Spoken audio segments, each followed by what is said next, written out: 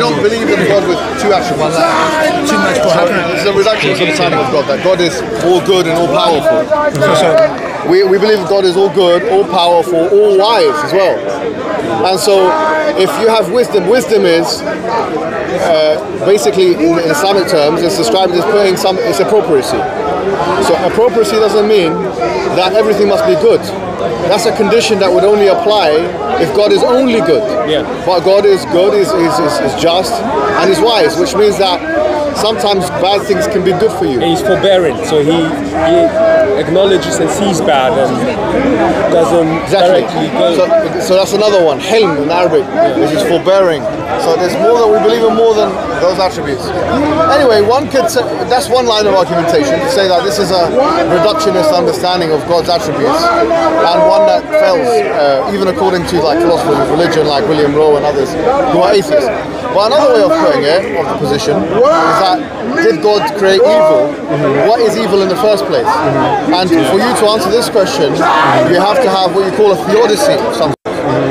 So depending on what theodicy you subscribe to, then you will have a different answer. For example, so theodicy is your theory of evil in relation to God. And I'm relativistic, so I don't know. So for instance, Ibn Taymiyyah and his student Ibn Qayyim, they basically understood evil. These are Islamic and Christian theologians. They understood evil as what you call adamiyya, or the idea of privation, which is something, a lacking of something, a depreciation of something. In fact, they say that evil doesn't exist in the real world. There is no evil. That's what Ibn Taymiyyah believes. This is what pure evil, al-shar al-mahd, does not exist in the real world. So on this perspective, what is then, how do you describe children in poverty? How do you describe that? They would describe it in the negative term. Child in poverty, or poverty is the lacking of the property of having money, for example. So it's lacking rather than affirmation.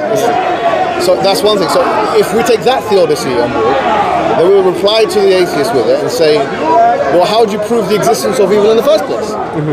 Because you see the point, the atheist has as much impotence in being able to prove the existence of evil as a real objective matter or thing. Okay, but you're preaching subjectivity, but religion at its basis is objective, because there's good and bad, because heaven and hell exist. Bad people go to hell, good people go to heaven.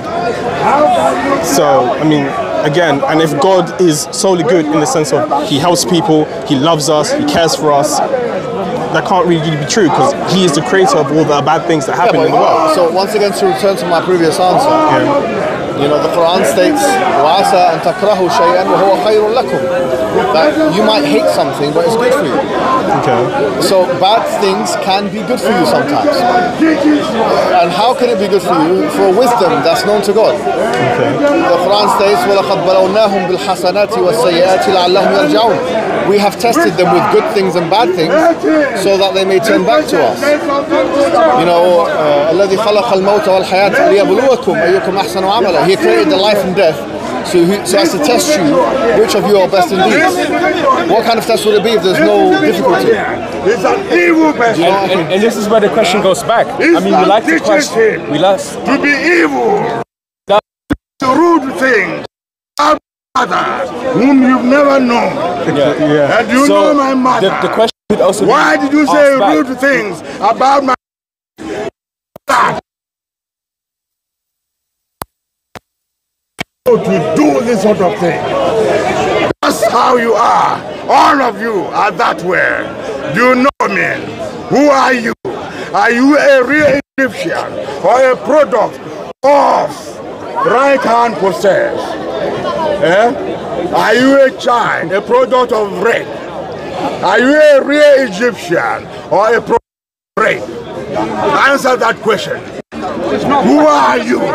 Who are you? Because Islam teaches rape. So is this Christian Islam behavior? teaches rape. Is this Christian behavior?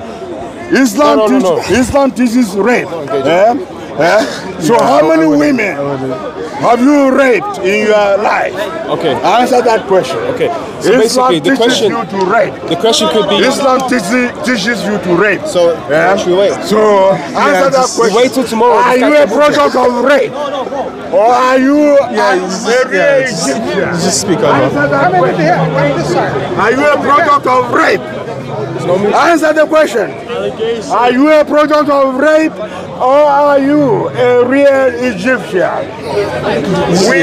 I'm listening. Just because the.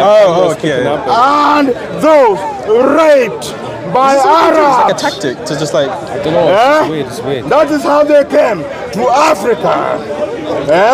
Arabs are not Egyptian. I understand. We don't have Arabs in Egypt. Do you understand that? Let's go. Can we not like?